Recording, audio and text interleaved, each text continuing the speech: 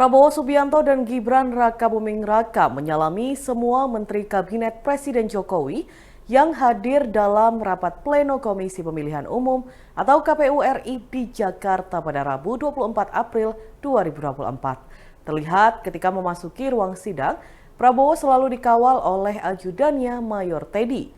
Kemudian di belakangnya ada calon wakil presiden terpilih Gibran Rakabuming Raka. Mereka tampak menyalami satu persatu anggota KPU RI dan para menteri yang hadir dalam ruang sidang utama KPU. Wajah keduanya terlihat tersenyum lebar.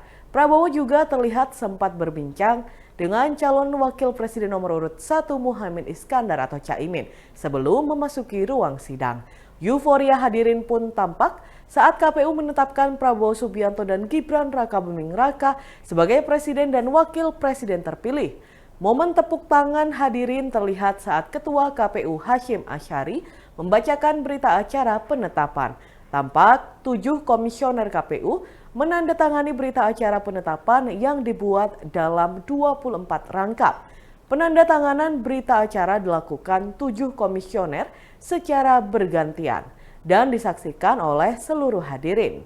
Proses penandatanganan berita acara itu memakan waktu hingga 30 menit. Sampai-sampai hadirin beberapa kali bertepuk tangan dan bersorak. Seperti diketahui dalam rapat pleno tersebut, hadir Prabowo Gibran beserta jajaran anggota tim kampanye nasional atau TKN pasangan tersebut. Prabowo Gibran dan sejumlah tokoh tampak kompak mengenakan kemeja berwarna putih. Jajaran TKN yang hadir seperti Ketua TKN Rosan Perkasa Ruslani dan Wakil Ketua Dewan Pengarah TKN Sufmi Dasko Ahmad. Tidak ketinggalan Sekretaris TKN Nusron Wahid hingga Wakil Ketua TKN Curi Ardiantoro. Hadir pula Menteri Investasi Bahlil Lahadalia, Menteri Komunikasi dan Informatika atau Menkominfo Budi Aris Setiadi, kemudian politikus Partai Gerindra Andre Rosiade, hingga politikus Partai Golkar Mutia Hafid.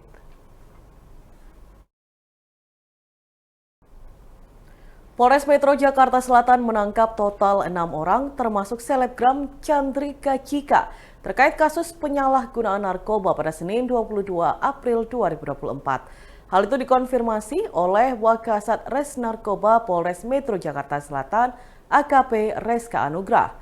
Ia mengatakan ke-6 tersangka ditangkap di salah satu hotel yang terletak di kawasan Kuningan, Jakarta Selatan, sekitar pukul 23 malam waktu Indonesia Barat. Adapun ke-6 tersangka itu merupakan perempuan berinisial AT 24 tahun, perempuan berinisial MJ 22 tahun, dan laki-laki berinisial AMO 22 tahun. Selain itu termasuk Chandrika Cika alias CK 20 tahun, laki-laki berinisial BB 25 tahun, dan laki-laki berinisial HJ 27 tahun. Dalam penangkapan tersebut, Reska mengatakan penyidik turut menyita sejumlah barang bukti berupa 1 buah pouch rokok elektrik dengan cairan berisi ganja yang dipakai secara bergiliran. Ia menambahkan, ke-6 tersangka itu sebelumnya juga sudah saling mengenal dan kerap mengonsumsi narkoba selama setahun terakhir bersama. Atas perbuatannya, Reska menegaskan ke-6 tersangka dijerat pasal 127 nomor 35 tahun 2009 dengan ancaman hukuman pidana selama 4 tahun. Pihak kepolisian pun mengungkapkan motif Chandrika Cika memakai ganja. Chandrika Cika mengaku menggunakan ganja karena alasan pergaulan. Ia dan kawan-kawan sama-sama dalam satu lingkaran yang sering memakai narkoba.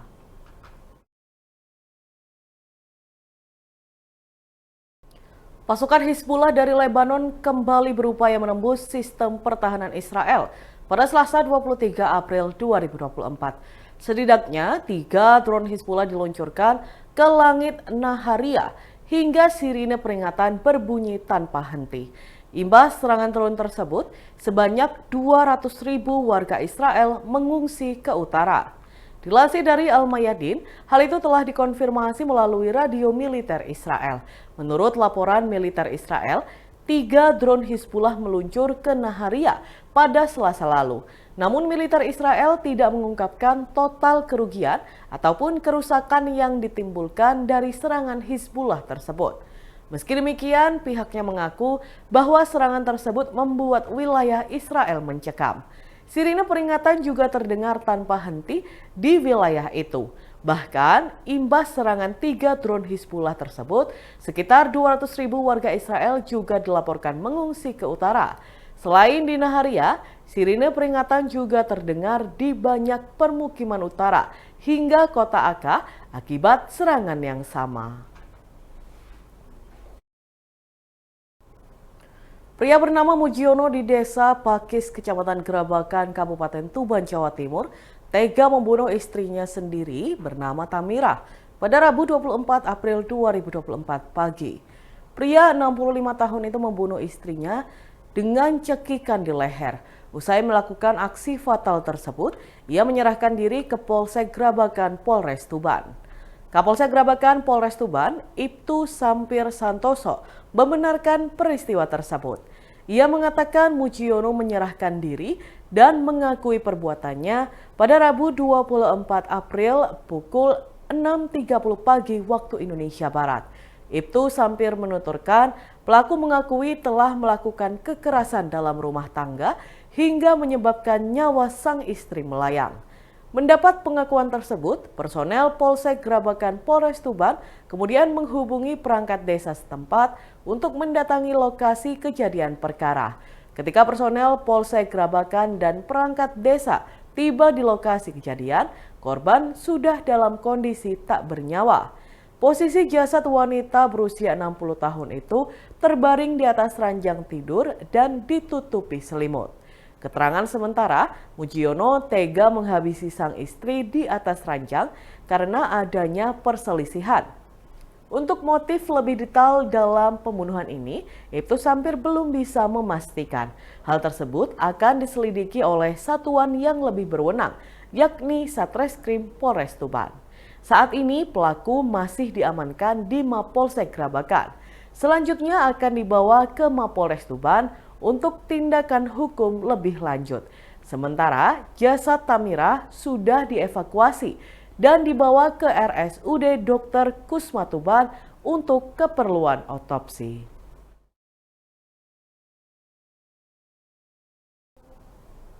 Damam Huri, warga Desa Menampu, Kecamatan Gumukmas, Jember, Jawa Timur, nekat berangkat ke Tanah Suci Mekah untuk melakukan ibadah tahun ini menaiki sepeda motor, hingga menjadi perhatian publik dan viral di media sosial. Menanggapi hal tersebut, Kepala Kantor Kementerian Agama atau Kemenak Jember, Ahmad Suruji Bahtiar mengatakan calon jamaah haji itu di luar tanggung jawab pemerintah, karena yang bersangkutan tidak mendaftar sebelumnya. Selain itu, ia menyampaikan pemerintah juga melakukan pemeriksaan hasil tes kesehatan calon jamaah haji hingga pembuatan paspor dan visa ke Arab Saudi. Oleh karenanya, Bahtiar mengaku tidak bisa memastikan keselamatan calon jamaah haji yang berangkat sendiri menggunakan sepeda motor sebab visa dan paspornya tidak terdata di Kemenak. Ia menilai pria yang berangkat menggunakan sepeda motor akan bisa melakukan ibadah haji di Tanah Suci bila dapat karomah dari otoritas pemerintah Saudi Arabia. Sementara itu, Bupati Jember Hendy Siswanto menilai langkah warganya yang nekat berangkat ke Tanah Arab menggunakan sepeda motor sangat luar biasa. Hendy berharap selama perjalanan menuju Tanah Suci, warganya ini diberikan keselamatan dan kesehatan oleh Tuhan Yang Maha Kuasa agar dapat menjalankan ibadah rukun Islam nomor 5. Dan Tribuners, berikut kita simak bersama wawancara dengan warga Jember yang berangkat haji mengendarai sepeda motor. Damam Huri. Ingin tahu ke Mekah dikarenakan orang kecil nanti kalau daftar haji lewat negara terlalu lama dan nanti kita sendiri tidak bisa menjalankan rukun Islam yang kelima. Ya. Yang disebutkan satu diantaranya yaitu untuk peralatan sholat dan yang kedua untuk kerusakan sepeda motor. Mudah-mudahan siap persiapan ini tidak sampai terjadi apa-apa di jalan dan mudah-mudahan semua itu berjalan lancar mendapat restu dari keluarga dan tetangga terutama daerah Menampu, Mas dan Kabupaten Jember, Surabaya, Jatim. Iya. Memang saya sendiri kalau dari keluarga itu semua mendukung untuk menaik kapal terbang, tapi saya sendiri uniknya dari saudara, dari mbah-mbah saya dulu ada yang berjalan kaki menuju ke Mekah. Berarti sudah siap ini Pak ya untuk dari perjalanan ini ya? Ya sudah, semua perlengkapan ini tinggal saya sendiri ke Mabes untuk mencari surat perjalanan internasionalnya. Semuanya sudah lengkap dari Jember maupun dari Kapolda Surabaya. Untuk Polsek Gumas sendiri sudah mengizinkan? Sudah, semua sudah mengizinkan bahwa dia mendoakan keselamatan semuanya sampai di rumah nanti. Targetnya berapa bulan Pak?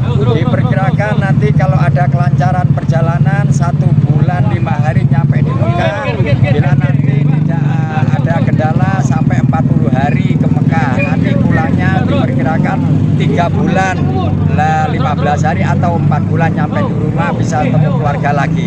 Ini nanti naik kapal laut Pak ya? Sampai naik kapal laut itu diperkirakan dari Jakarta menuju ke Sumatera, dan lagi ada yang dari Dumai menuju ke Singapura, lagi naik sepeda motor lagi, nanti bisa naik kapal darat lagi dari Pakistan menuju ke Oman.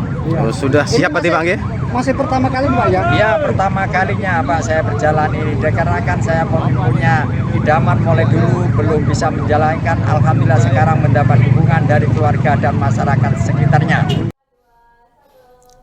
RSUD Dr. Iska tengah menangani bayi kembar siam dempet bokong berjenis kelamin laki-laki. Bayi ini rujukan dari Rumah Sakit Bayangkara Tulungagung yang lahir pada Rabu 17 April 2024 lalu. RSUD Dr. Iska telah berkomunikasi dengan tim kembar siam RSUD Dr. Sutomo Surabaya untuk merawat bayi tersebut. Bayi kembar siam dempet bokong ini merupakan kasus langka dengan persentase 1 dibanding 250.000 kelahiran hidup.